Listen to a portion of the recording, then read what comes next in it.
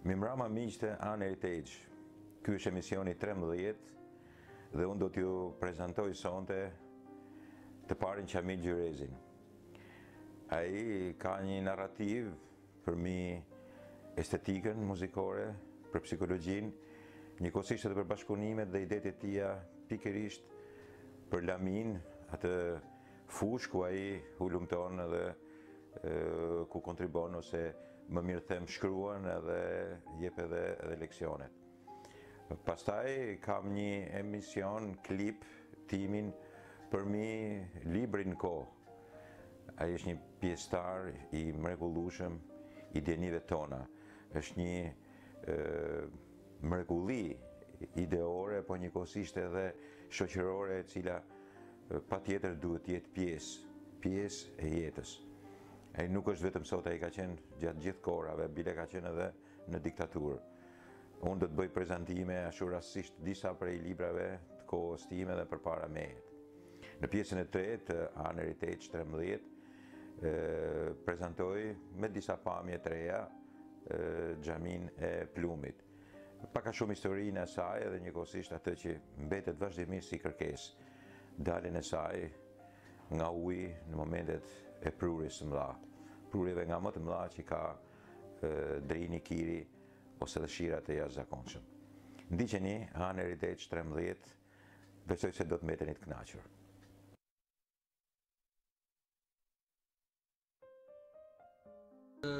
Para disa ditësh besi promovuam në bibliotekën e Universitetit Luiz Gorakuqi një libër shumë interesant,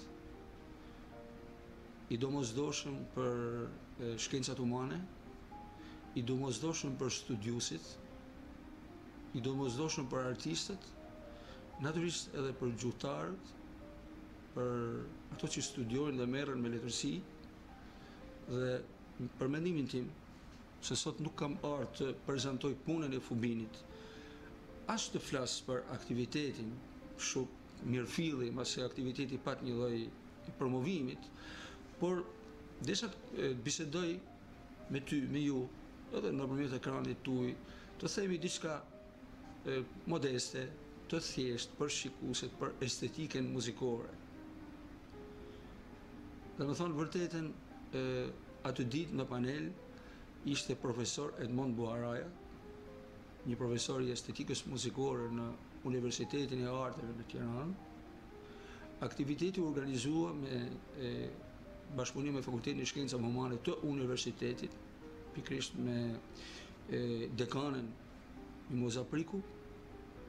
Morën pjesë student të gjuhë letërsisë, pedagog të fakultetit, natyrisht miq të ftuar. Timi realist për të diskutuar për këto çështje sot është një luks i madh. Timi realista do të fillojmë këtë temë se jemi në një botë shumë urbane, siç thot Galimberti, dhe natyrisht e bukur sikur e ka humbur të rëndësinë. Dhe nëse do të flasësh nëpër ambiente urbane ose nëpër ambiente edhe media, don shumë takt për të transmetuar thjesht atë mesazhin e estetikës. Çfarë është estetika? Një disiplinë shkencore, me cili është objekti i estetikës. Por debati e ditë ishte shumë interesant, masi ishte vetë profesor Buharaja. Profesor Buharaja e ka drejtuar pra përkthimin e kolanës të libra të estetikës Enrico Fubinit.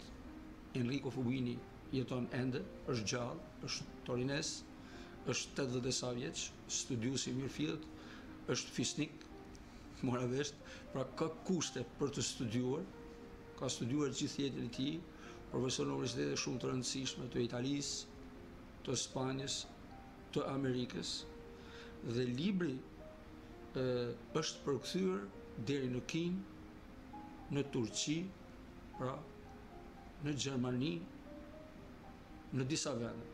Aktiviteti ishte shumë shkencor, mund të them. Natyrisht ishte i komunikim interesant dhe natyrisht edhe përkthimi i bërë me shumë përgjegjësi nga përkthyesit, Dhe natyrisht drejtuesi i kolanës ka një rëndësi të veçantë, profesori Mbojaraja. Është një person shumë serioz, është kompozitor, po natyrisht është futur edhe në studimet e muzikologjisë, dhe studimet e muzikologjisë i shikon në një plan tjetër, që quhet në planin e semiotik. Për publikun thjesht teoria e shenjave, dhe nuk mendoj se ka më tepër nevojë për të sqaruar, po teoria e shenjave muzikore, pra shenjave të gjuhës së folur dhe gjuhës jo verbale, që është muzika. Komunikimi me profesor Buaran ka 2 vite, 3 vite që ka filluar. Unë kam studiuar në Venecia dhe kam komunikuar me Umberto Galimbertin, që është një rrugë e studimit. Në Venecia studiohet ndryshe, në një formë tjetër, ku studiohen terapit, ku studiohet shkencat e informimit, ku studiohen artet mirëfilli për të dalë me konkluzione. Natyrisht nuk është e thjesht për ta studiuar artin, se arti është shumë rezistent. Arti nuk është shkencë, dhe shkenca nuk është art. Dhe natyrisht ka një rezistencë të vazhdueshme, por duke i drejtuar, duke i dhënë natyrën e disiplinës shkencore, se kaq mund të shkojnë, ato japin domethënie artit, pikturës, muzikës dhe letërsisë. Pra për të kuptuar atë që quhet imaterialen, natyrisht pse jo dhe materialen, anën formale dhe anën abstrakte ose informale të artit, pastaj për ta përdorur për studime, për të ndikuar tek muzika, tek muzikantët, për të ndikuar tek publiku, për të ndikuar te studiuesit dhe shkrimtarët, dhe për të ndikuar tek piktorët dhe natyrisht studiuesit dhe publiku për pikturën. Çfarë domethënësh ka piktura? Në këtë kontekst, si mos shpërndajmë, aktiviteti ishte shumë shkencor, shumë miqësor, dhe u komuniku mbi punët e Fubinit, që janë 3 libra, estetika muzikore, dhe tash i ka dalë në botim. Unë sot nuk jam këtu, thash, mirëfilli, thash, të prezantoj librin, se profesor Buaraja ka pas mundësinë të tjera, natyrisht është drejtimi i kolanës, edhe së dyti të flasim për estetikën, thash, në një media, si media juaj, unë mendoj është mirë, flasim për të bukur, flasim, po përpiqem të trajtojmë krejtësisht se çfarë është, si funksionon. Dhe e treta është që më bani shumë përshtypje reagimi i studentëve, edhe pjesëmarrëve që ishin aty, dhe studentët kanë nevojë për të komunikuar për këtë temë në një nivel tjetër, se rritet niveli intelektual, rritet dija, rritet shprehja dhe diskutuan shumë mirë. Do t'i them publikut mirëfilli, cila është fusha ime.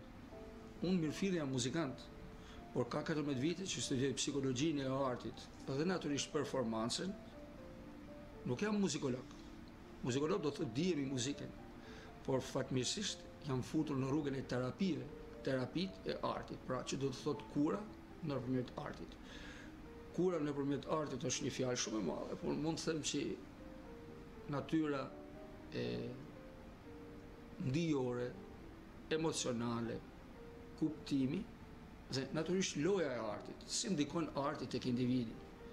Dhe në këtë kontekst kam zhvilluar një studim të mirëfillt deri në nivelin akademik. Jam drejt përfundimeve, kërkohet prapë punë. Dhe bashkëpunimi me profesor Buaran ka qenë shumë interesant, pasi profesor Buaran jep estetikën tek artet, kurse unë kam kërkuar shkencërisht atë nivelin tim tek psikologjia. Pra jemi vim nga muzika të dy.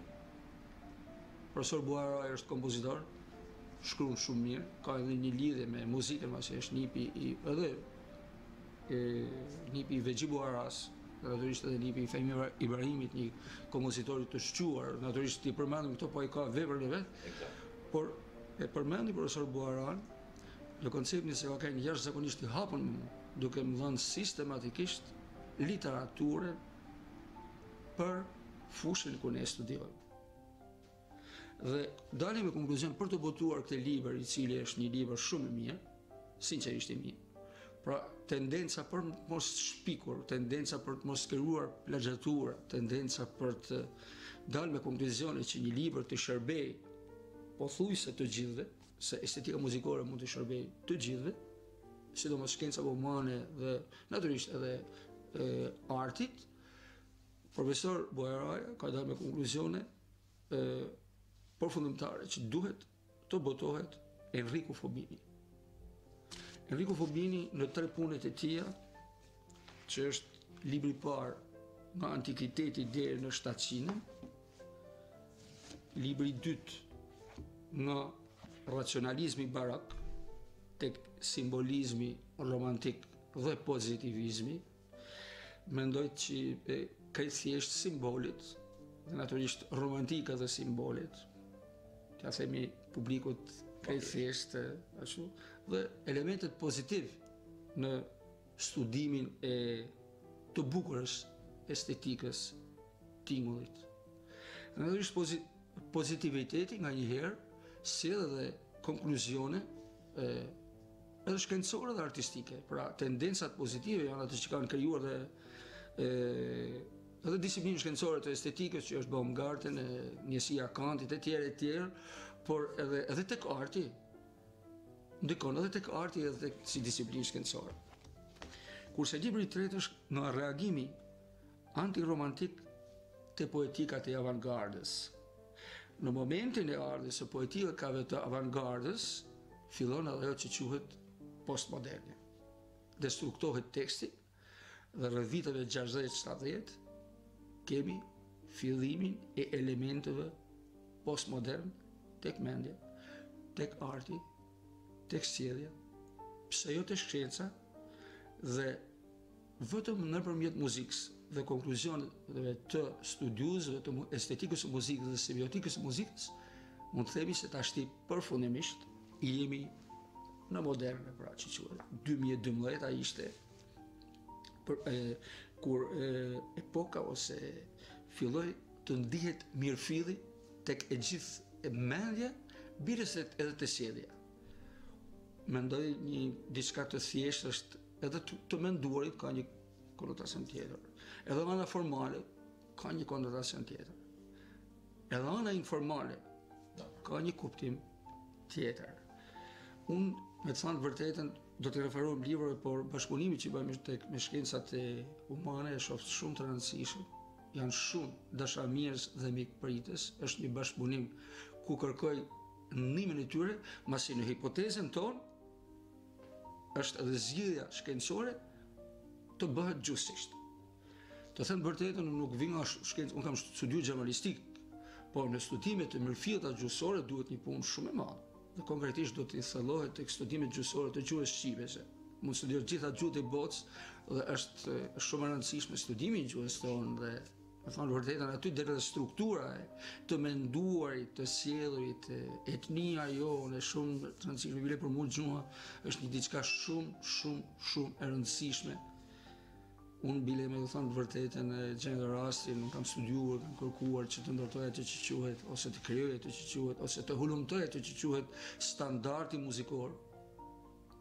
Natyrisht pa ul as pak vlerën e dialekteve, por për mua standardi është një kryevepër e jona, e kulturës tonë. Pastaj dialektet kanë vendet e tyre, dhe natyrisht nëse kemi standardin e gjuhës së folur, natyrisht kemi edhe standardin muzikor. Për këtë kam shkuar duke punuar, duke komunikuar në disa qytete, që nga veriu deri në përmet. Kur kam përfunduar në përmet për të kuptuar elementet e klarinetës së Laverbariut, është ma gjepse, sinqerisht.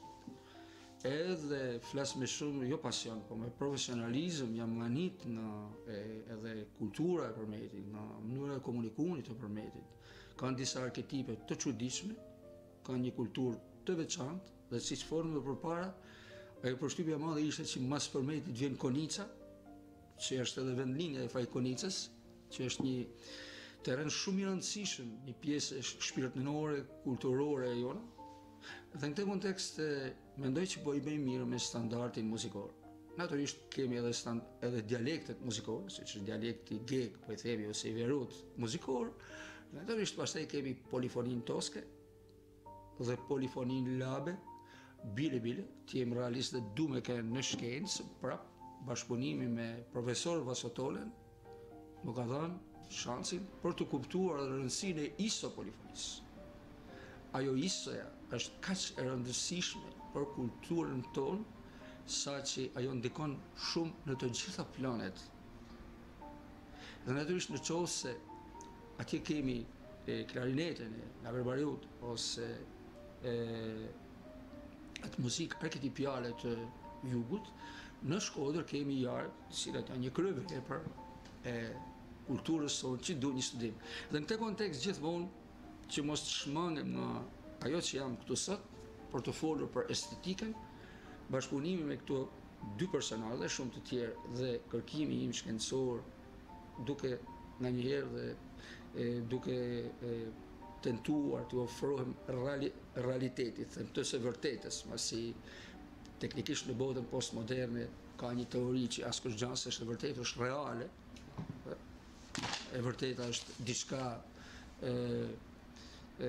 afër realitetit, por jemi në realitet ku të dhënat duhet të jenë të sakta në shkencë.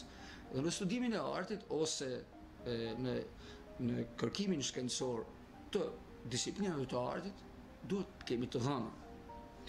Në këtë kontekst, që bashkëpunimi me shkencat humane dhe me gjuhën kryesisht, është edhe ajo që unë kam edhe objektivi për të komunikuar me profesor të nderuar të këtij fakultetit të gjuhës dhe letërsisë. Unë s'kam marrë sot për t'i bërë, se ata kanë bërë promovimin me punët e tyre, me studimet e tyre, me kurrikullet e tyre, por sinqerisht edhe i vedin mirë, masi jam të hapur në debat. Pse se neve studiojmë gjuhë paraverbale, ose gjuhën jo verbale muzika, kurse në universitet studiohet gjuha verbale, është e folur dhe e shkruar. Edhe natyrisht edhe gjuhët e tjera, por atje gjehet edhe mundësia për të kërkuar shkencarisht për këto dy gjuhë. Përveç aktivitetit tha që ishte i mirë, një debat shumë i mirë, një komunikim shumë i mirë, dhe profesor Edmondi është një prezantues shumë i qetë, i saktë në terma, është i saktë në kuptimin i jep natyrën shkencore, pa emocione, se termi natyrisht don edhe saktësi, i krijoi një imazh shumë të mirë dhe e them publikisht që është profesor Edmondi i cili më ka pranuar dhe e kam pranuar natyrisht, ne jemi në të njëjtat rrugë, po në disiplina të ndryshme, po bashkëpunojmë për të arritur tek ajo që unë shpresoj ta gjej, edhe bashkëpunimi me profesor Vasotoler, që është një studius i mirëfillt i artit, me një vëmendje të veçantë, dhe mund të them që është një studius, pse se nuk kemi nevojë, kanë punët, që t'ju bëjmë janë punët dhe të puna shkencore, të aktiviteti njeriu prezanton edhe vetën. Qa kemi tek Fubini, estetika muzikore? Estetika muzikore, si shtaq, në 3 libra, përfshin një periudhë shumë të gjatë, gati 2500 vite të studimit të mendjes dhe si është shkruar muzika, cilat janë elementet që kanë ndikuar të muzika, dhe mendoj që Fubini i ka bërë një nder të madh shkencës së muzikologjisë. Masi Fubini u morë me atë pjesën e shenjave muzikore, Fubini e studioi mirëfilli estetikën muzikore, natyrisht edhe paraardhësit kanë një rol të jashtëzakonshëm, dhe natyrisht kemi edhe botimin e këtyre veprave në gjuhën shqipe për të mos përsëritur veten, është botuar në disa vende dhe duhet ta them që t'jemi të saktë, është botuar thaq në Kinë, në Turqi, gjithandaj. Pra ka fitu vërtetësinë e saj si punë. Unë do të përpiqem këtu gradualisht në bisedën tonë të referohem pak edhe librave. Thash nuk e kam për të qëllim për të promovuar libra, se libri promovon veten, natyrisht ka edhe libraritë ku shitet, natyrisht përdorin studentët e Universitetit Artë, por mendoj që është i domosdoshëm për shkencat tona humane, masi studimet estetike tashti, po ngri Pakistani, kërkojnë një rëndësi të veçantë. E bukura, më duket ka fillu bilat ditë, tha profesor Edmondi, tha i ka ardhur momenti. Se me thonë vërtet nga 70-a deri në 2012, unë do të sqaroj edhe dyshit dhe kontraditat e mendjes, e bukura pse një ndoshta edhe për të mirë, po vjen një moment që e bukura ka nevojë të studiohet, ka nevojë të sundoj, në të gjitha planet, edhe ekzistenca, edhe mendimi, edhe komunikimi, edhe të folurit, edhe të perceptuarit, e tjerë. Estetika mirëfilli, për shikuesin e thanë thjesht është disiplinë e njohjes ndjesore, pra ndjenjat, shkenca e njohjes ndjesore, ose e tejshkushmërisë. Eksperienca e së bukurës ka pasur evolucionin e saj, dhe natyrisht studimi të së bukurës në planin në kontekstin filozofik i drejtohet logos e dijes, pra, dhe pretendimet që arti nuk është shkencë, dhe shkenca nuk është art, ende vazhdojnë. Por, për të krijuar idenë e logosit, të dijes, një drejtuar në studimeve të ndjeshmërisë së Kantit. Dhe në këtë kontekst, humanizmi dhe rilindja solli edhe lindjen e publikut, pra rolin e veçantë rilindje të ndjesores. Është shumë interesante në gjitha fushat e artit, në muzikë, në pikturë, në letërsi, është një diçka e cila e ka ridimensionuar mendimin në atë kohë. Dhe natyrisht aty diçka që rilind tregon elementet e ndjesores, që janë shumë të rëndësishme. Në këtë kontekst përsëri teori do të përpiqem shumë saktë, them, ndarja rreth midis teoricienëve muzikor, pra filozofëve dhe dietarëve të fushave të ndryshme, që meditonin dhe abstragonin mbi shprehjen tingëllore dhe epistemologjinë e saj. Pra, muzikantët nuk e njohin epistemologjinë. Ato e losin muzikën, ato krijojnë muzikën, shkencëtarët e fusin tingullin në dije. Pra është një debat shumë i madh te kontekste. Dhe të vlerësuar të muzikës reale me shumë si tehne, pra është vlerësuar në një moment si tehne, si zanat, pra si mjeshtëri, thjesht punë me dorë e njerëzve jo të lirë, se sa vërmitari intelektuale, pra nuk ka pas natyrën intelektuale, rrëdhemisht cerebrale e individëve të lirë. Natyrisht duke e futur në dije muzikën, duke i dhënë të dhëna muzikës, nuk mendoj se i pengojmë element të shprehjes së saj. Përkundrazi, ne studiojmë për të shkuar te kuptimi i saj. Kuptimi i muzikës është shumë i rëndësishëm. Masi do ta them, nuk do ta përshkrim, apo muzika, nëse fjala shpreh ose fjalia shpreh kuptimin e një tekstit të shkruar, muzika shpreh kuptimin e këtij kuptimi. Pra muzika është polisemantike në të shprehur. Ashtu është edhe piktura, pra nuk ka shenja të sakta për të dalë në rezultate përfundimtare të kuptimi i të dyjave.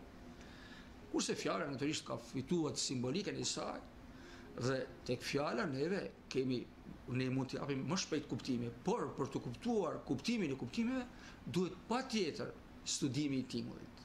Po kjo ishte rezistencë e madhe tek muzikantët, se thoi, po mirë, që do në shkenca për të studiuar tingullin?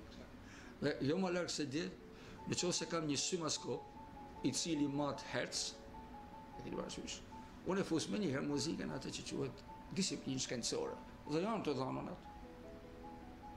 Pra se njohja empirike, pa shtytimi, prap ka të dhëna, po kur e fus tek herc, atëherë unë muzikën si kam dhënë automatikisht natyrën e disiplinës shkencore që quhet terapia e muzikës, ajo fusha që unë studioj dhe punoj, dhe natyrisht edhe muzikologjia.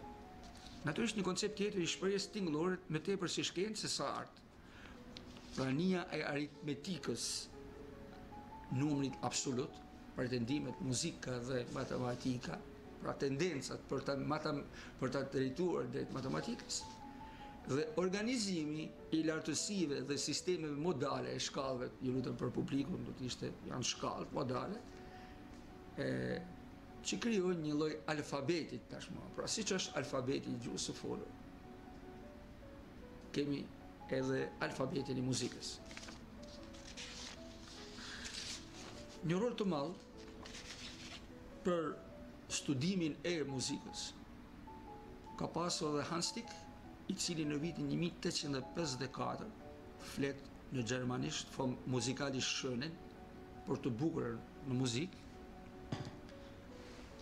dhe duke folur për të bukurën në muzikë, Hanslik nuk e merr vetëm si estetikë sektoriale, pra siç ishte bërë deri në 1854, por e orienton një teori që do të hyjë në historinë e mendimit muzikor si doktrina e formalizmit, pra që është formalizmi, forma e muzikës, forma e pjesës muzikore, siç është forma e pikturës, siç është forma ana formale e të sjellurit, siç është forma e shtëpisë, pra forma, ajo forma e cila ka një rëndësi të veçantë te pjesë te muzika.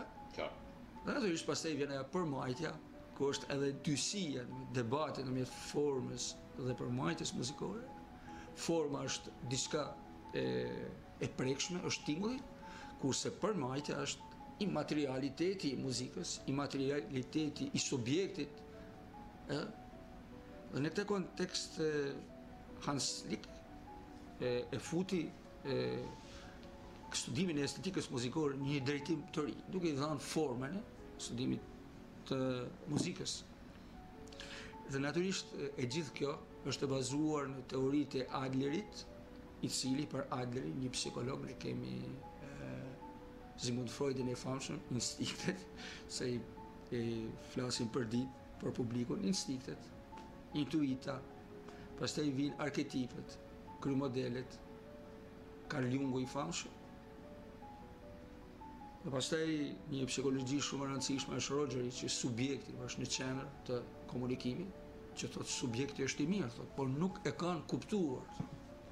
Dhe Adleri, para Rogersit, thotë individi që përmirësohet vetë realizohet, ndodhe ajo quhet vetë aktualizimi, vetë realizimi, nuk ke nevojë të këshillosh njeriu sot.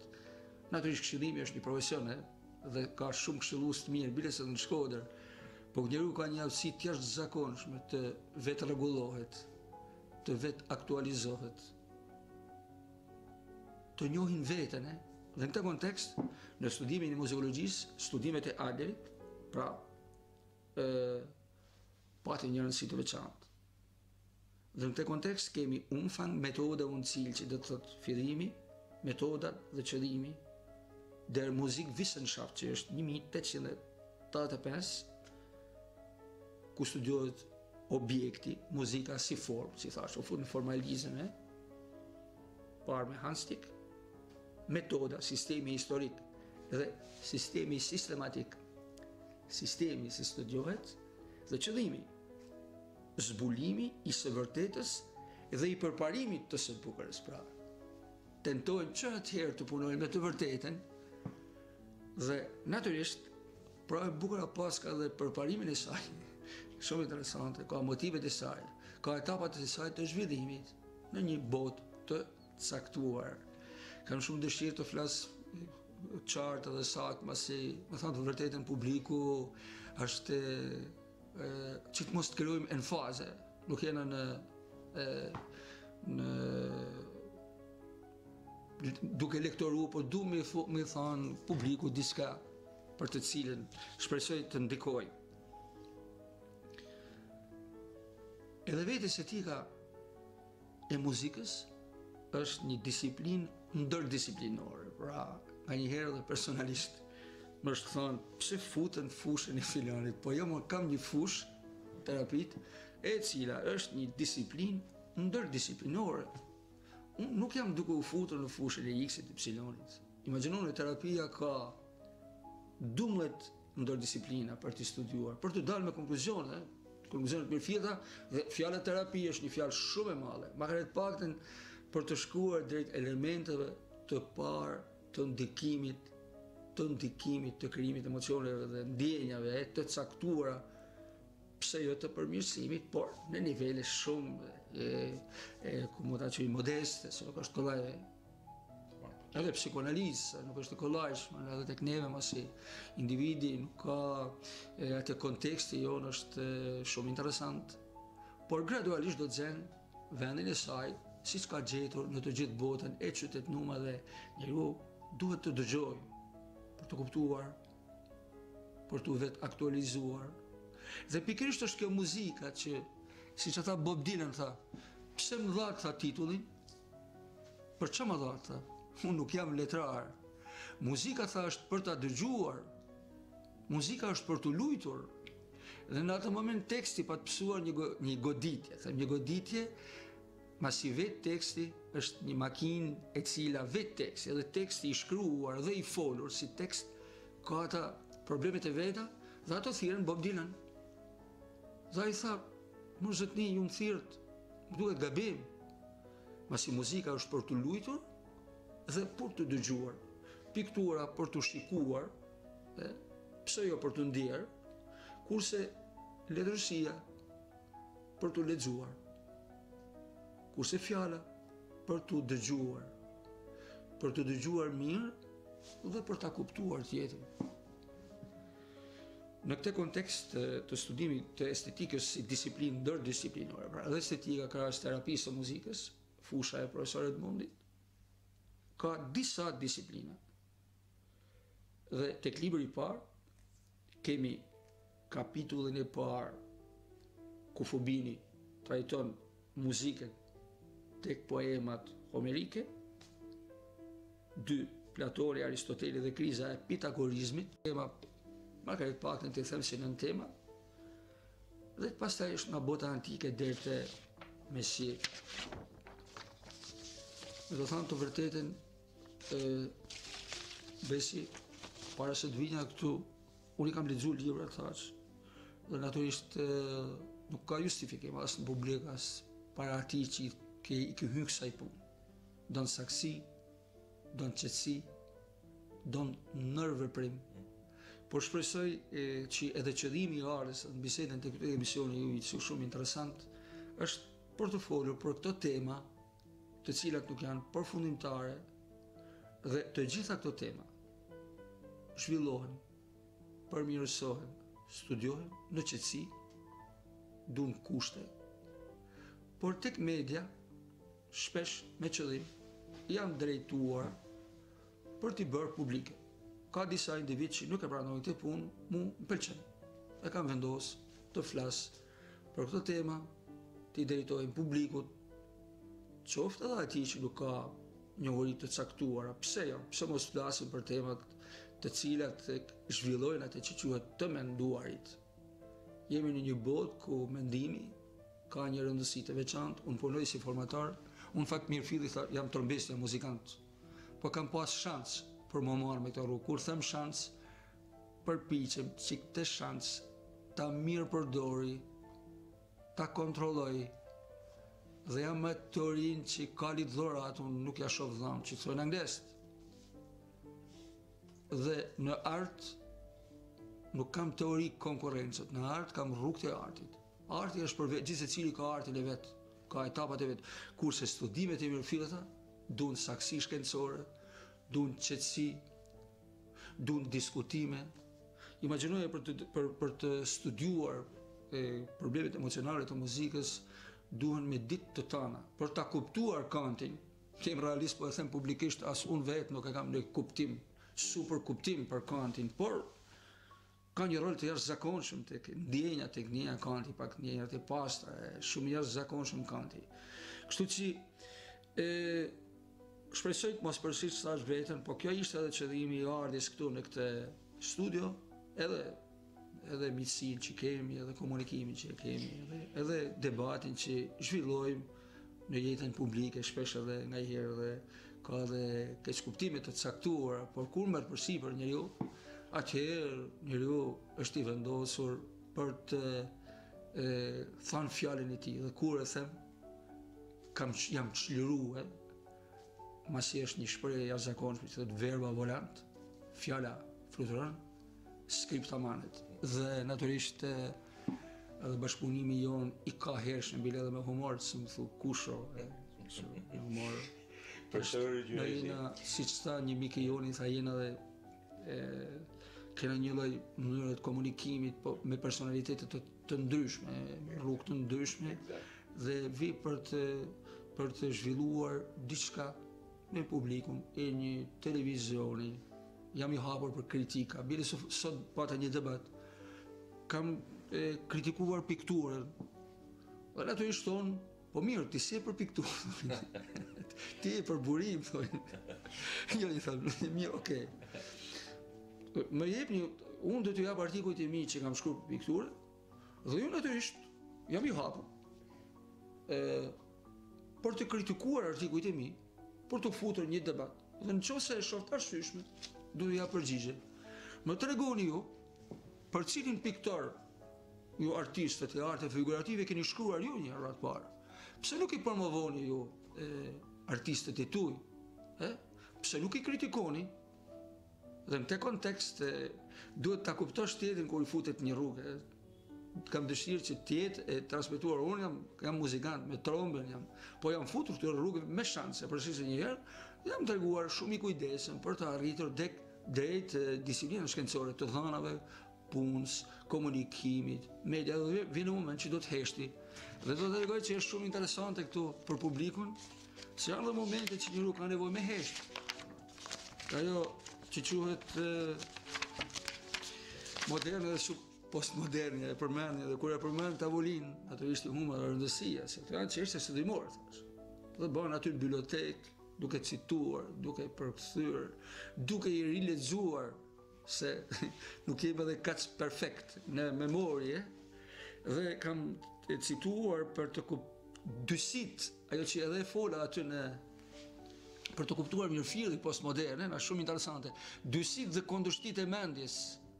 Ç'a ndodh për shembull, në modernizëm kishim romantizëm, edhe simbolizëm, shumë simbole, edhe në letërsi, edhe në muzikë, edhe në pikturë, edhe në jetën e përditshme kishin simbole, ju e dini që deri para viteve 70 ka pas simbole. Vjen momenti i postmodernit, vjen dadaizmi, edhe shkatërrohet simbole, pëson një goditje. Është interesant fakti një term tjetër të dysit, pra, është forma. Është e lidhur, është e mbyllur forma, kurse në postmoderni është një antiform totale, që don kujdes, don vetdije të kontrolluar. Kemi bisedat pa lidhur, art abstrakt, i hapur, open-minded që këna thonë, kjo tendenca. Dhe vjen momenti, edhe open-minded do të kthehet mbrapa, ja keni për ta parë, më vonë, edhe në art, edhe në muzikë, shumë ndodh. Kemi qëllime në modernja. Vjen loja, si bisedu më e parë, gjithë secili të luajt, lot individi, lot me mikun, lot me shokun, ta më sheh mesazhe. Nuk është serioz. Dhe në këtë kontekst ndikoni, jo vetëm tek arti, tek muzika, tek loja, që krijojnë lojën muzikore, jemi tek krymat muzikore shumë interesante, që kemi hip hop, po është një lojë interesante, është jashtëzakonshme, është, po do të kthehet në qëllim më vonë. Kjo loja do të kthehet në qëllim, do të shkojë drejt një rrugë tjetër. Hip hopi më pëlqen shumë, se më pëlqen antropologjia muzikore dhe më pëlqen, po një lojë është, të jenë realista, ku domethëniet janë të diskutueshme. Por çmën, është interesant fakti që mjeshtria, pra ky logosi i kërkuar për studimet e estetikës, për të futur në dije, pra dhe rezistenca, për ta mos ta futur artin në dije, ke parasysh? Vjen në momentin kur tashti jemi kërkon një heshtje, ka shterje. E mirë, okej. Jam i gatshëm, nuk po flasim, po heshtim. Ndoshta mund të japim mesazhe më të mira. Po nuk është mirë. Të heshtim, të studiojmë po jo të heshtim për çdo gjë. Unë mendoj një heshtje në reagim të caktuar brenda normave, brenda komunikimit, pra si në art edhe në jetën e përditshme. Pastaj që më bën shumë interesante që është semantika kthehet në retorik. Në 70 deri në 70 kishte një semantik e letërsisë, semantik e muzikës, pra kjo domethëniet e domethënieve, kishte diçka strikte e kuptueshme, kurse në postmodern është një retorik totale. E kena provuar edhe vetën kur flasim nga herë pa. Edhe për shkak të komunikimit që kemi, një lloj, një lloj semantike. Edhe dy terma që t'i bëj shumë konkret të kuptueshëm për publikun, është në qovë se në moderne kishim rënjë, kishte thellësi, edhe letërsi, muzika, edhe mendja, shfaqen në postmodernja ana sipërfaqësore. Totalisht, njeriu është i sipërfaqshëm, i përdor ndjenjat me shumë kujdes, nuk t'jep informacion, ta mshej mesazhin, e pyet, nuk thot të vërtetën. Kështu bën edhe me artin tridimensional, nuk t'jep të vërtetën, është në realitet, është i domosdoshëm, edhe arti virtual, edhe muzika virtuale, muzika elektronike, masi është një rrugë, ju e shihni sot se si gjanat po evoluojnë edhe në muzike, po natyrisht kanë filluar të shkojnë deri te arkive, deri te kënuarit live, deri te prezantimit të temave të caktuara, që kanë të bëjnë me atë që quhet jo më sipërfaqësore, por ti drejtohen rrënjeve. Dhe a ditë bile profesor Buharaj me qetësinë e tij në komunikimin e shpjegimin e gjithë problemit. Po tha, tash ti kanë filluar të dëgjohen hierarkit. Dhe ne kemi edhe në politikë. Dhe në politikën botërore kemi element hierarkik. Kanë filluar të dëgjohen. Edhe në art kemi element, po janë kaq shenja të vogla të cilat duan një vëmendje të veçantë dhe vetëm studiuesët e kuptojnë. Kurse ajo që është shumë interesante në qoftë se moderne, dhe nuk do të sqaroj më, në kuadrin e dysive dhe kundërshtive të modernës dhe postmodernës, metafizika ishte në modernja, kurse në postmoderne ironi totale. Një ironi e cila nga njëherë ndikon edhe negativisht tek komunikimi, dhe muzika vjen shumë ironike, piktura vjen shumë ironike, në qoftë se i kupton metaforën e pikturës është totalisht ironike, sikur tallet me ne, pra e mshet totalisht mesazhin. Po ka element shumë artistik, se arti nuk mund ta ndalojë, sidomos elementet e shprehjes janë shumë të rëndësishme në art, nuk mund ta ndalojë. Arti nuk ka kufizimin, s'mund ta ndalojë. Dhe në këtë kontekst do ta them këtë që është një shembullim, paranoja ishte krijuar në modernja dhe në postmodernja, duke mos kuptuar qëllimet mirë, duke mos limituar veten, kemi probleme të caktuara të skizofrenia, etj, çrregullime të caktuara që vijnë si pasojë e kuptimit. Pra, nuk kuptojnë atë realitetin. Dhe të gjithë këto dysi dhe kundërshti kanë luajtur një rol të mendjes, kanë luajtur një rol pa diskutim tek muzika, kanë luajtur një rol pa diskutim tek arti vet, kanë luajtur një rol edhe tek menda. Dhe unë mendoj që studimi i muzikës nga Fubini na ka lënë një, dhe natyrisht drejtimi i kolanës nga profesor Buharaj, na ka lënë një pasoni shumë të madhe e cila duhet të studiohet gradualisht, ta studiojnë studentët, thash të fushave humane, të psikologjisë, të arteve, pse jo edhe shkenca, edhe shkenca nga herë ka nevojë për ose disiplinë shkencore për të bukurën. Siç fola tek libri i parë, tek nën temat e librit parë, kurse libri i dytë është ajo që përmend nga racionalizmi barok te simbolizmi romantik dhe pozitivizmi, dhe po lexoj disa tema interesante të librit të dytit, muzika, shkenca dhe filozofia e natyrës, shkencore dhe filozofike e muzikës, muzika dhe poezia, muzika si poezi dhe poezia si muzikë, imitimi i natyrës, që është ndikimi i natyrës tek muzika, e studion Fubini në formë perfekte. Arsyet e zemrës, muzika dhe zemra, vitin tjetër kam zhvilluar një ricerkë, një kërkim shkencor, se ricerka fjalë italiane, por kërkim shkencor të një disiplinë shkencore modeste në spitalin pediatrik, ndikimi i muzikës tek zemra, tamam, arsyet e zemrës dhe muzika. Pitagorizmi në muzikë, iluminizmi dhe forma e sonatës, romantizmi dhe menjëherë, pikërisht gjithë dhe tentativa jonë, e imja dhe profesorit mundit, dhe shumë studiusve tjerë, nuk më kujtojnë tjerë, por me profesorët mundit kam një bashkëpunim të shkëlqyer, muzika si gjuhë, shumë interesante, dhe gjuhshmëria poetike, që mos të flasim thashë në fazë me fjalë të mëdha kështu, po muzika është gjuhë.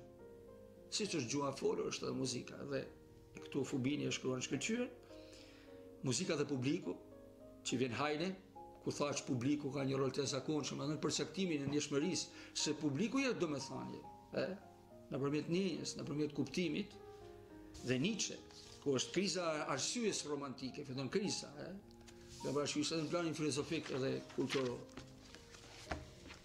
Kurse tek libri i 3, disa tema shkurt, kemi Hanslik që përmenda, që ishte elementet formale dhe të futen atë ashtë mirëfilin e estetikën e muzikës. Pastaj kemi Stravinski është zakonshëm. Studimet e para muzikologjike në Itali. Pastaj sociologjia muzikës dhe marksizmi të Adorno jashtëzakonshëm, neo-hegeliant, studiushat mirëfill të mendjes të filozofisë, Hindermiti, një studius i mrekullueshëm, dy interpretime të dedakofonisë, pastaj vjen Schoenberg, muzika abstrakte, është shkruar shumë përpara, është shkruar në shekullin tjetër, 100 vite përpara, nuk jam i saktë. Dhe pastaj tendencat e fundit të mendimit muzikor bashkëkohor. Me këtë punë shpresoj me këtë drejtimin e kësaj kolanës, profesor Ermondi se e përmenda disa herë, masi ai ka bërë vendin vetes edhe në art, në atë mënyrën e vet, kritiken do t'ja bëj vetes, duke shkruar mirë muzikën, edhe kritik natyrisht ka në dorë për ta kritikuar, pse jo, për të dhënë dimensionin dhe kuptimin. Pasi është shumë e rëndësishme kritika, por studimi i muzikologjisë sipas Enrico Fubinit sjell një dimension të ri, jo vetëm për muzikën, se nuk është studim për fushën e muzikologjisë, por duke e studiuar, muzikantët kanë mundësi ta interpretojnë më mirë, dhe natyrisht nëpërmjet këtyre formave do të ndikojmë edhe te shpreha muzikore, pra konkretisht, pra si ndikon mendja te krijimi për të dhënë spunt të krijimit, dhe studimi i estetikës muzikore ka një vend të rëndësishëm për shkencat humane, për letërsinë, pse jo për pikturën, masi studimi i tingullit në nivelin e të dhanave shkencore krijon thot ato element që nuk i thot fjala. Kjo është edhe thelbi i estetikës muzikore dhe aktivitetit që unë zhvillova dhe i tendencës për të ardhur dhe biseduar këtu në televizion këtë punë. Si konkluzion, mendoj që gjithë secili duhet futet pak edhe në debat, pse jo, por mendoj që së pari të fillojmë të interpretojmë diçka në media, në shkrime publicistike, në debatet të caktuara. Natyrisht studentët, pse jo dhe adoleshentët, duhet të njihen me teorinë së bukurës, jo kuptoni që zhvillimet urbane kanë krijuar shumë problematika tek adoleshentët, tek përqendrimi, tek vëmendja, biles edhe atyre që studiojnë art dhe muzikë. Është e pamundur t'ju flasësh për të bukurën atyre që studiojnë muzikë. Në fakt, profesor Mondi e zhvillon në vitin e 5 të masterit të muzikologjisë, do një lloj pjekje të formimit kulturor, dhe unë mendoj që është diçka shumë e mirë që estetika muzikës të implementohet, të përdoret edhe nga gjuhësia, nga letërsia, nga psikologjia, nga sociologjia. Është diçka e mirë dhe mendoj që krijon një atmosferë tjetër për fushën e studimeve. Profesor Gjyrezi, unë ju falenderoj që ishit me mua. Falenderoj edhe për nocionin shumë të mirë sipas me qytetar që keni për me, jo vetëm për me trajtimin e psikologjisë në muzikë, po themi, edhe estetikës, po edhe në atë që quhet akoma më në bazë, pjesë reale, pjesë e jetës sonë. Si duhet vlen edhe debatet që bëjmë bashkë, por njëkohësisht edhe që prononcohesh vazhdimisht në shtyp, ne jemi kolegë në një vend, shkruajmë në një vend, por ky guxim qytetar, edhe nga ana profesionale, po edhe nga ana shoqërore, për mua mbajnë nerë edhe në emision, kështu që të falenderoj edhe për pjesëmarrjen tuaj. Ako më falenderoj sinqerisht, bile them publikisht edhe aty ku, jo vetëm këtu te ky ekrani, po edhe aty ku prezantojmë disa idena, bëjmë shumë mirë dhe jam i hapur për kritika, për kundërshti, për debate politike, ashtu siç e ka debati postmodern, prej vërteti, real. Jo debat për të krijuar, për të sulmuar individ të caktuar, por për të dhënë mesazhe dhe për të krijuar një mentalitet tjetër, krejtësisht postmodern, të kërkuar nga partner, të kërkuar nga kohëherë, se po flasim për partner kanë punë të tyne, dhe partnerët nuk bajnë asnjë nëse neve nuk do të ndryshojmë, nëse neve nuk do të mendojmë, nëse neve nuk do të bëjmë diçka ndryshe, nuk ka partner që jemi neve pra, e përmendëm atë edhe Rogerin dhe Adlerin, nëse nuk vet aktualizona, nëse nuk vet kontrollona, nëse nuk futemi pak në vetë analizë dhe nuk krijojmë një imagjinat ekstreme, po futemi në të dhëna reale, besim, unë jam optimist, me thënë vërtetën, për gjitha xhanrat, se sot kemi ardhur të flasim për estetikën edhe për fushën e të bukurës, por dhe në përgjithësi jam optimist. Ju falenderoj. Faleminderit. Miq të Antena Televizion, është një kohë pushimesh, është një kohë që njerëzit duhet të ndërmarrin iniciativat e tyre për të shkuar diku, për të vizituar, për të parë, në plazh, në mal, kudo, në vende historike, arkeologjike. Po këto nuk mund të bëhen nga një herë edhe vetëm. Mund të bëhen edhe me familje, mund të bëhen edhe me kolektiva, edhe me shoqëri, po ku ka më mirë se sa me ofertat e Ana Tursit. Patjetër mund ta shikoni gjithë Shqipërinë. Keni ofertat më të mira, janë dhe më të lira. Kush tha që pensionistat nuk mund të kenë oferta? Patjetër që edhe pensionistat kanë. Jo vetëm në gjithë Shqipërinë, në Kosovë, në Malzi, por edhe në Greqi, edhe në Turqi. Kush tha që kolektiva, punojësish, nëpunësish, nuk mund të mlidhen edhe të shikojnë. Patjetër që është Ana Turs. A ju shërben, jo vetëm të shikoni edhe të bëni atë që konsiderojnë shqiptarët qef për 2, 3, 4 ditë në ofertë, por njëkohësisht të shtyheni akoma më larg edhe në Ballkan. Ana Tursi është ajo agjenci, është ajo kompani e cila ju siguron jo vetëm lirinë e çmimeve, por dhe garancinë e një shërbimi 25 vjeçar, tashmë i promovuar dhe i siguruar.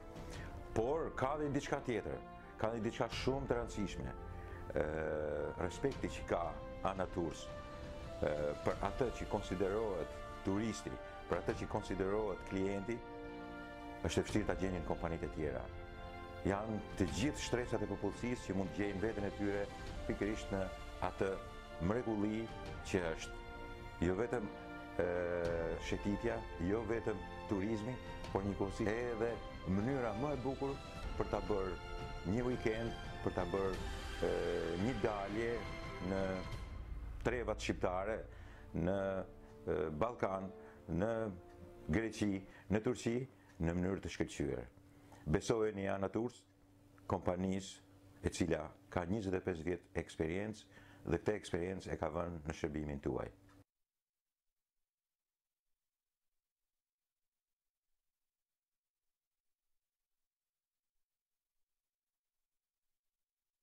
Përshëndetje miq të Antena Televizion. Përshëndetje miq të emisionit An Heritage. Në jetën tonë është një pjesëmarrës i mrekullueshëm. Është një pjesëmarrës me kaq fantazi dhe kaq bukuri, i cili na lejon që të kemi skenarin ton të ndërtojmë një film toni, të bëjmë një narrativ dhe një tregim tonin. Në fakt njëtën tonë du t'jetë prezent libri. Ai ka qenë prezent gjithmonë. Njerëzit që duan të lexojnë libra, patjetër që gjejnë mundësinë që ta shpletojnë atë. Ti e lexon dhe pastaj bën filmin tënd. Kjo është një nga mrekullitë që libri i imponon një lexuesi. Nuk ka më të bukur se sa skenariot. E lexon dhe ai skenar del me ngjyra.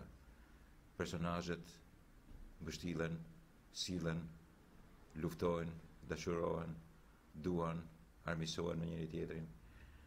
Del natyra për shkrimi, faktet dhe ti ndërton skenarin. Nuk bëjnë asgjë më tepër ata që realizojnë një film. Në fakt kanë një skenar dhe në bazë një tregimi, në bazë një mrekullie që është libri, krijojnë edhe filmin. Po nuk e kam fjalën këtu. E kam fjalën ke leximi. Në përgjithësi, te aftësia për të lexuar. Gjithmonë kemi lexuar. Dhe gjithmonë ka pasur libra. Edhe në diktaturë, edhe në regjime. Unë kam disa libra të vjetër, një nxora nga një shëndyk që kam pikërisht këtu në studion. Edhe nxora edhe manualet e vjetër të gjuhës gjermane. Mi pa është interesant që janë marrë në kohën e Italisë, të janë babait tim. Edhe është e bukur që thonë manuale di lingua tedesca. Pra ti e mësoje gjermanishten nëpërmjet italishtes. Ishin shumë të rrallë librat që mund të merreshin drejt për drejti shqip-gjermanisht. Kem fjalën për vitet 30, janë disa botime si edhe të shkurtuara, po edhe më të gjata. Njëri është Ugo Pelis dhe Emilio Bidoli. Ky këtu. Pastaj është një më i këtyre dy autorëve, por që është edhe më i zhvilluar, më i aftë dhe që është zbatuar edhe në gjimnazin e Shkodrës. Këtu është firma e babait tim, por bësh mësim duke mësuar italishten dhe njëkohësisht edhe gjermanishten. Interesant është fakti që akoma nuk ishin prodhuar librat ose si them tash manualet, ata e quhin manual, italianët i quanin manuale në atë kohë, të gjuhës gjermanishte. Pra, futeshin fjalët, futeshin fjali ose po themi idioma nga më të ndryshmet, edhe bash edhe përkthimi edhe përshtatja në italisht. Dhe kështu mësonin edhe studentët shqiptar një farë mënyrë, sidomos në them tash atë mrekulli që ka qenë gjimnazi i Shkodrës i asaj kohe. Por nuk është se nuk është mësuar edhe në diktaturë. Këtu kam një libër, i cili është i motrës time, të vogël, po kam pasur libër të tillë, Eduard Kurtesi, Gzim Hadaj, praktikohet atë anglishten tane. Shë viteve 80. Këtu është një fjalor themelor i anglisht-shqip, ky është i imi, është i vitit 1979.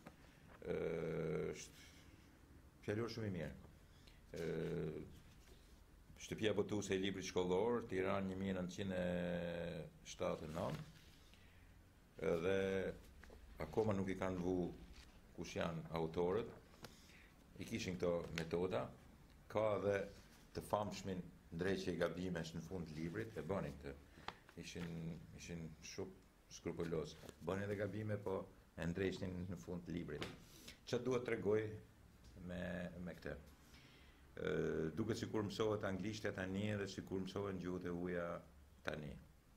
Jo, nuk është e vërtetë, janë mësuar dhe atëherë.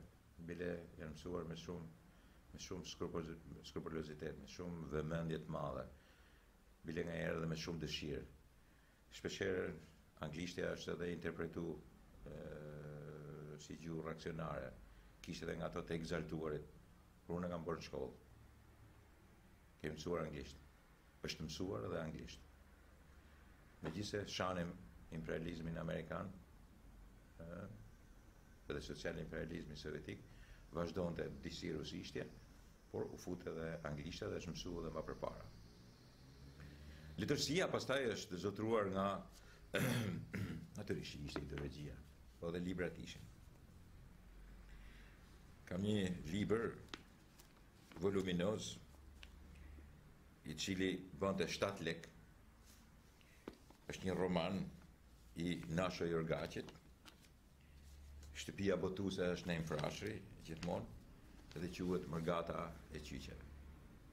Pak a shumë e dini se për çfarë bën fjalë. Është vendi jonë. Ne jemi përballë imperialistave dhe social imperialistave. Ata punojnë gjithmonë në të keqen tonë për të rrëzuar pushtetin popullor dhe fitoret e këtij pushteti dhe të partisë dhe organizohet edhe Mërgata e Qyqeve për të futur diversant, për të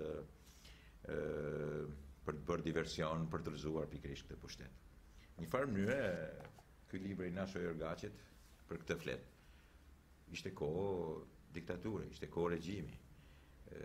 Flitej edhe për këto, bile flitej më tepër se sa duhet, ngaherë aq sa mërziteshim shumë, sepse po të njëjtën gjë përsëritnin orë e minutë.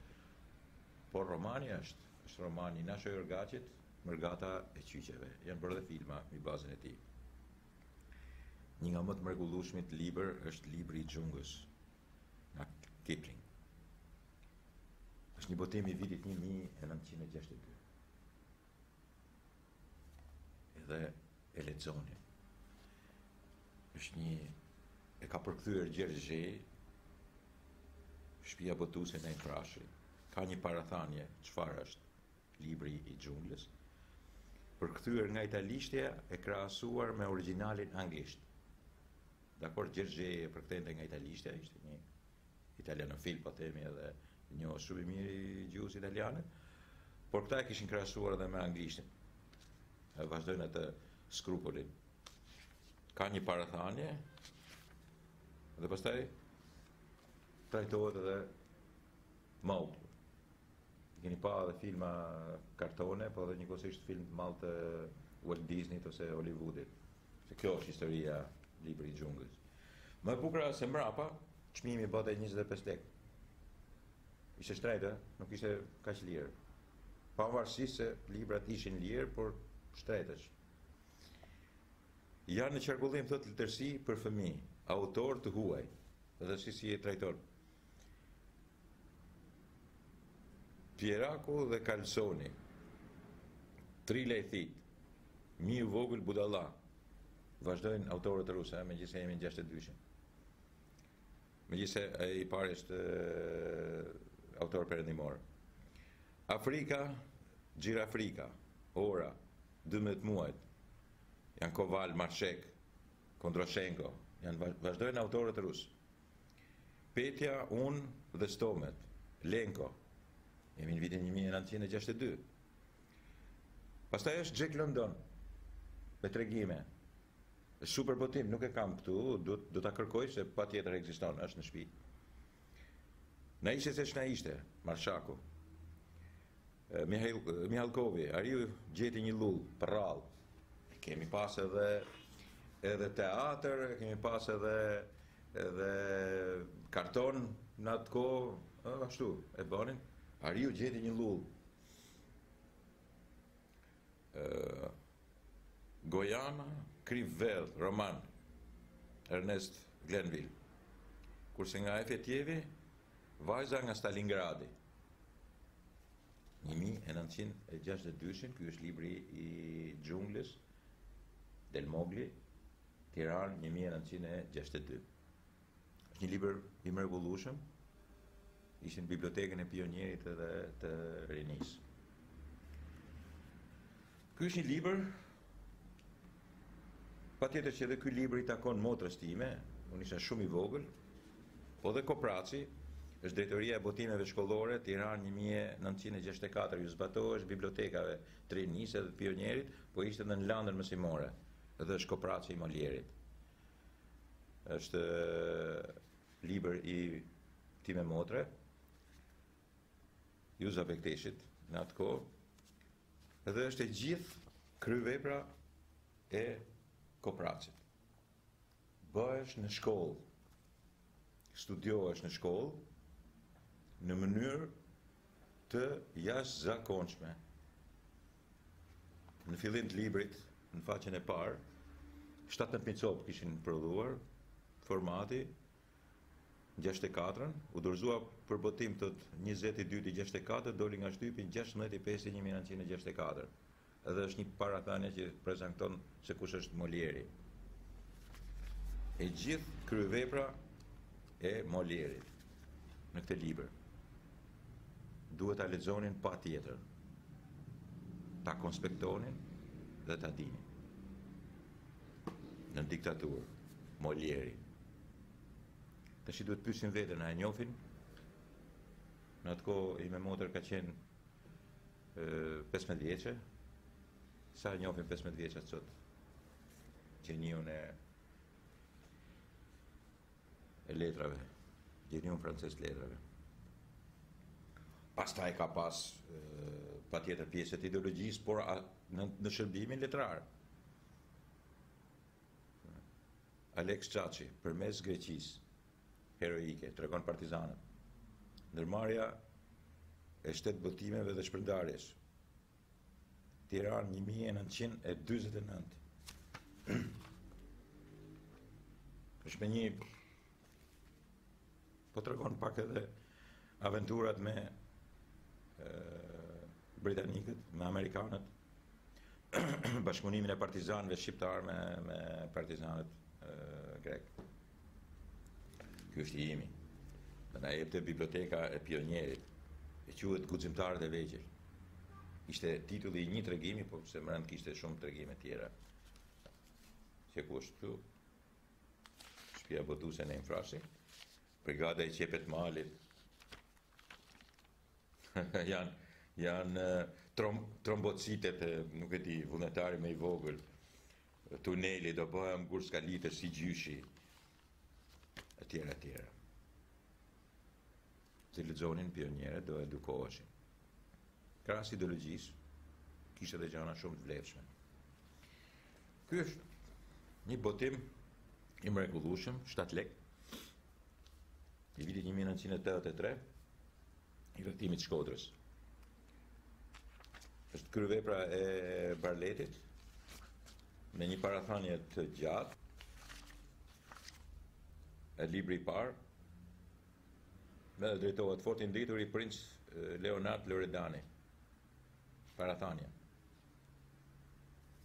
Parathënia dhe hapja është e Alex Budës. Është një botim shumë i mirë i kohës, i cili në atë periudhë ka dhe sistemin e referimit në fund. Në atë periudhë ndihmonte shumë në mënyrë të shkëlqyer të kuptohej se kush ishte rrethimi i Shkodrës. Ishte një kryevepër për atë kohë, kemi përpir, ishte edhe i lidhur mirë, ishte një ndryshe nga librat e tjerë, ishte trajtuar më me luks e asaj kohës. E përktheu nga origjinali Henrik Lacer, Marin Barleti, të 83-shin. E kam blerë në bibliotekë, nuk ishte shumë. Futa mik që ta merja. Pastaj ka një botim tjetër të dytë i cili. Këtu kemi një libër të Pirro Takos, Luiz Gjyrakuqi. Është voluminoz, është një libër i cili ka fotografi, trajton në mënyrë të shkëlqyer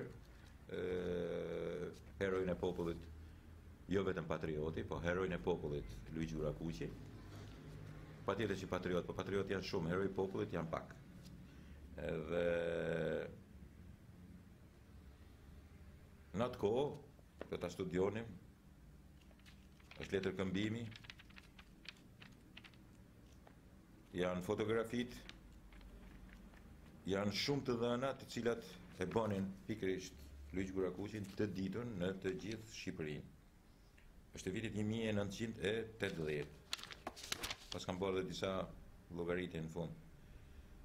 Kapitujt janë lufta e paqja, erdhi tunia e qytetnimi në përflak të kryenëritjes, drejt me vetësi sa dheut, kohë të vështira, tribuni i popullit, maratona heroike, mbarimi i një epoke, pjesëmarrës aktiv i lëvizjes kombëtare, trajtuar në mënyrë të imët dhe të zgjeruar njëkohësisht.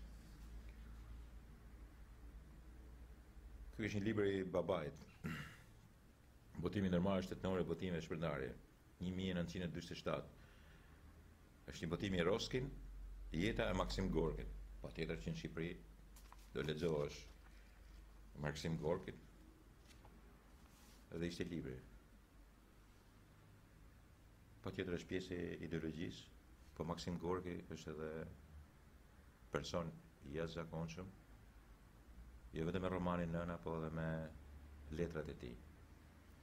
Duket sikur është pjesë e revolucionit, por dhe ky ka pas persekutimin nga revolucioni dhe nga një diktator si Josif Vissarionovich Stalin. Kjo ishte jeta e Maksim Gorkit, ja shpërndarnin të gjithë në përgjithësi kuadrove, por lexohet edhe populli. Një roman i Ali Abdi Hoxhës, Dueli i Madh. 6 lekë.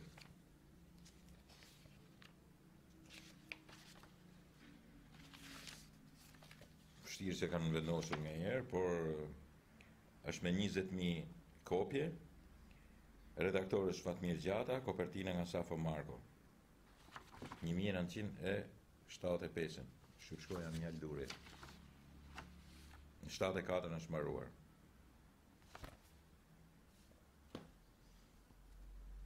Kjo është e mrekullueshme. Drama e Çehovit. 40 lekë. Në 61. E ka përkthyer Andrea Malo. Gjagjavanja dhe 3 motrat. Është libri i motrës time, motrës madhe.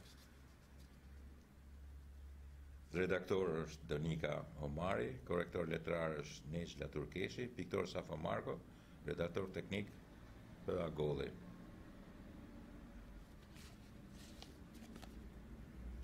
Dolën në qarkullim, në atë kohë.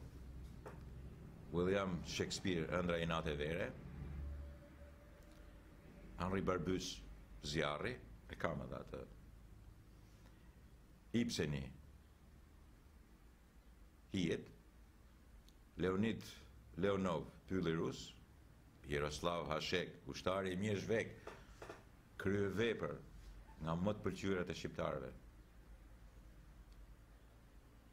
Panferovi, Bruski, Masterhazi, Kufiris është larg, edhe Musa Xhalili ka nga e fundit. Libra që dilin në atë periudhë e mbroheshin ke kopertina e fundit e një libri të botuar më përpara. Kjo është shumë interesante. Dhe për kësaj radhe, prezantimin e librave në kohë po e mbyll pikërisht me këtë. Kjo është Bibla për ata që besojnë dhe ata që nuk besojnë e Jaroslavskit. Është një ateist komunist, dhe i bën një përmbledhje kundërshtuese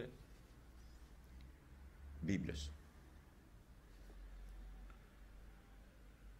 Konsiderohet për ata, libër për ata që besojnë dhe që nuk besojnë. Pra, autori merr përsipër të gjejnë fakte, Bibël dhe të kundërshtojë ato nga pozitat dialektike të marksizëm-leninizmit, por edhe pa përmend të marksizëm-leninizmit, dhe nga pozita historike, dialektike dhe materialiste. Pse bësh? Natyrisht që nuk ishin vetëm ne që vepronin ateizmi. Ne u egzageruam, ateizmi nuk është pikë Enver Hoxhës edhe shqiptarëve. Nëse mendon dikush kështu, vetëm që ja fut kot, e ka gabim në thelb. Ateizmi është një veprimtari e madhe anti-religionare, i kundërvehet në përgjithësi besimit, idealit në besim, sepse beson ke materializmi, nuk beson ke Zoti, nuk beson ke krijimi. Nuk është pikë e shqiptarëve. Shqiptarët janë të vegjël shumë që ta marrin përsipër këtë punë. Po, shqiptarët kanë bërë gjë tjetër sepse janë acaruar. Një libër e tillë mund lejohet. por klika e Enver Hoxhës edhe njëkohësisht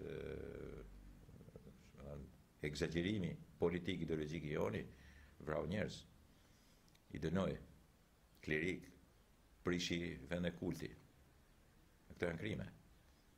Një libër mund botohet, po egzagjerimi pastaj është një krim kundër njerëzimit.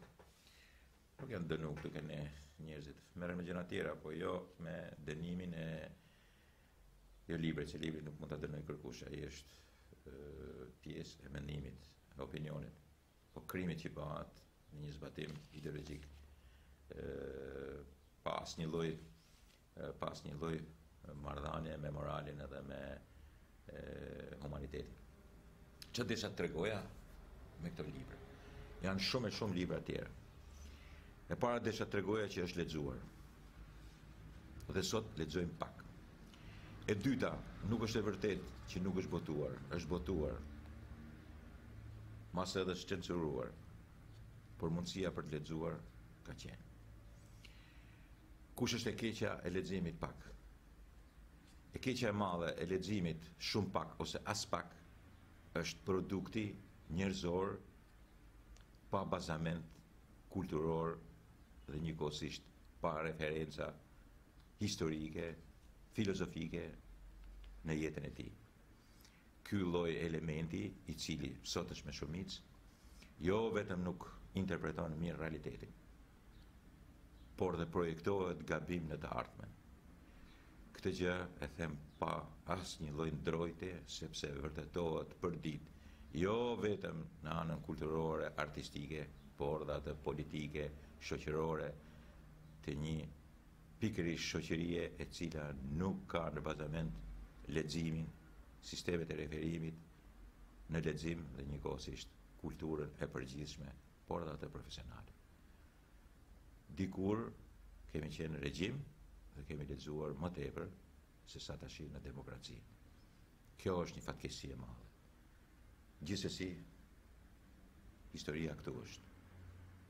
Librat këtu janë, nuk mund t'i zëvendësoj, pavarësisht se bën një punë shumë të mirë celulari dhe rrjetet, ka për të lexuar edhe atje, po pak kush lexon. Po në fundit këto janë një kapitalet më të mëdha. Kush të vjedh një libër me qëllime leximi, është hajni më i mirë, hajduti më i mirë në botë.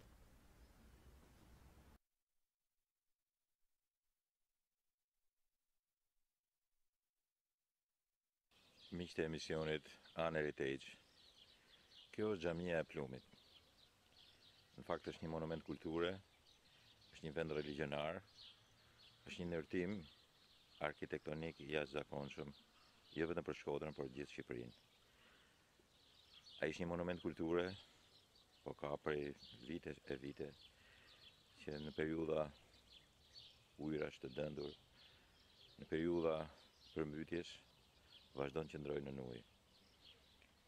Megjithatë, edhe pse është një vend kulti, dhe pse është një monument kulture për i cili në fundit rrezaton atë pjesë të një shkëlqimi kohe, siç është Pashalleku i Shkodrës.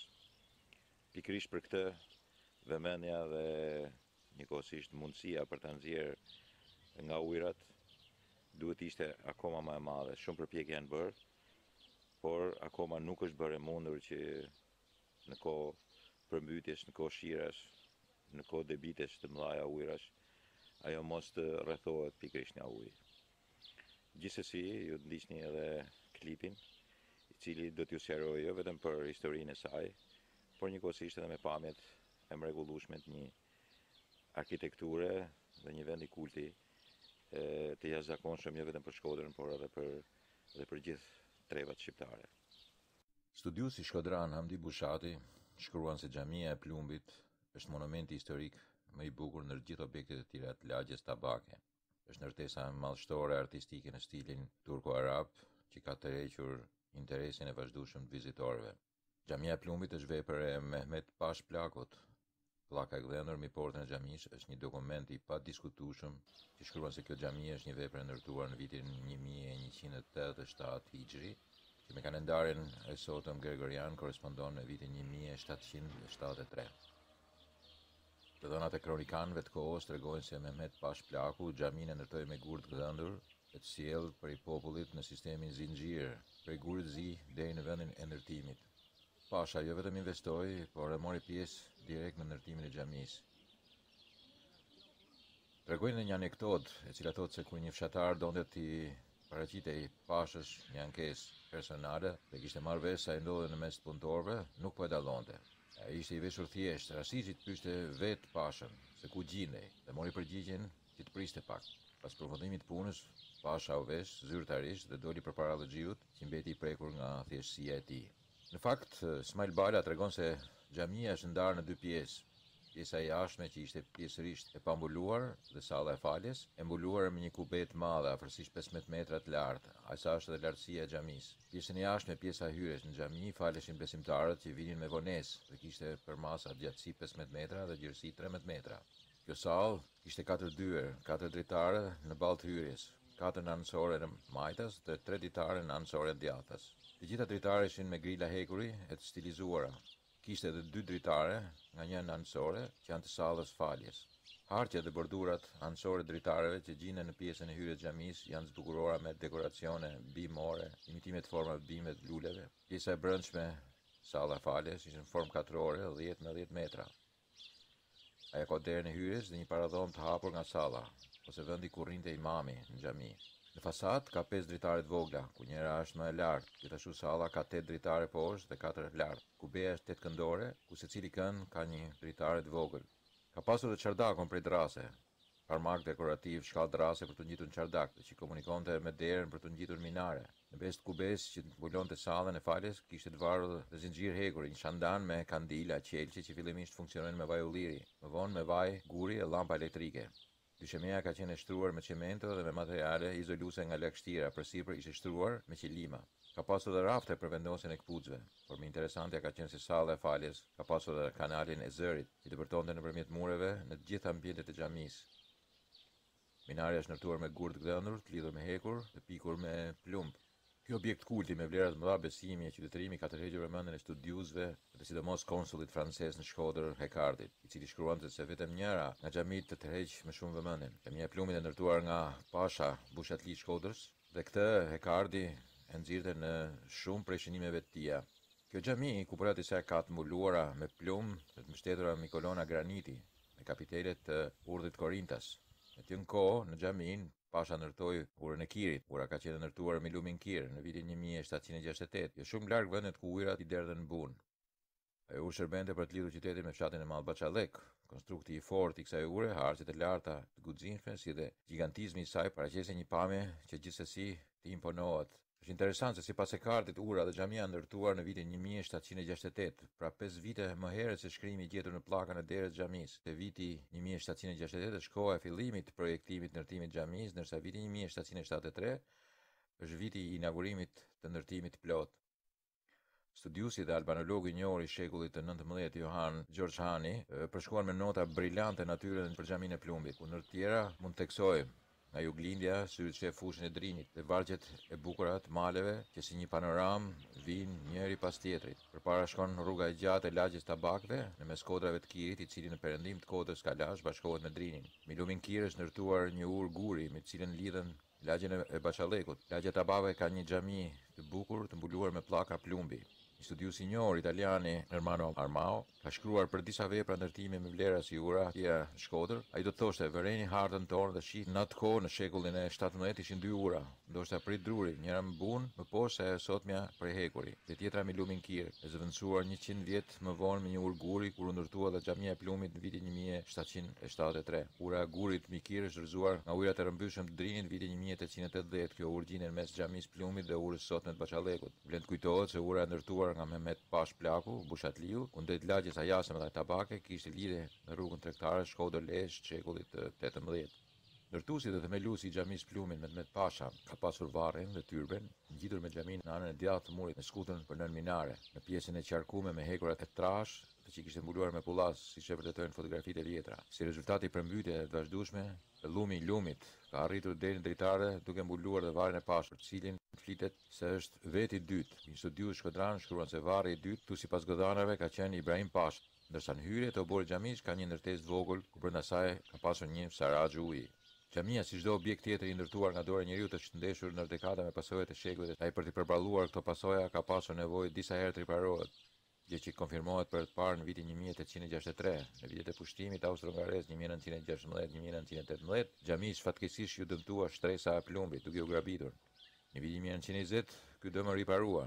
Në vitet 1930 ranë gurë të minares, ndërsa në revistën në zanin nalt në vitin 1938 jepet alarmi se xhamia e plumit ndodhet në shkatrim e sipër prej vërshimit të lumit drin për çdo vit. Sa thua se krejt xhamia brenda është mbush llum. Dhe seminarja e kësaj xhamie pas pak kohë rrezikohet për rënje. Në të gjithë rrokupujat historike, xhamia e plumit, me ndihmën e besimtarëve, kishte mbijetuar, fituar statusin monument kulture. Në vitin 1967 xhamia e plumit e goditi dy fatkeqësi. Së pari një rrofe që kaputi përgjysmë minaren e bukur të ndërtuar me gur të latuar, madhështore pres largut, dhe së dyti lufta kundër besimeve që shpalli shteti komunist. Në fakt xhamia e plumit nuk u shkatrua në kulm me themel, si shumë objekte kulti të besimeve muslimane e kristiane.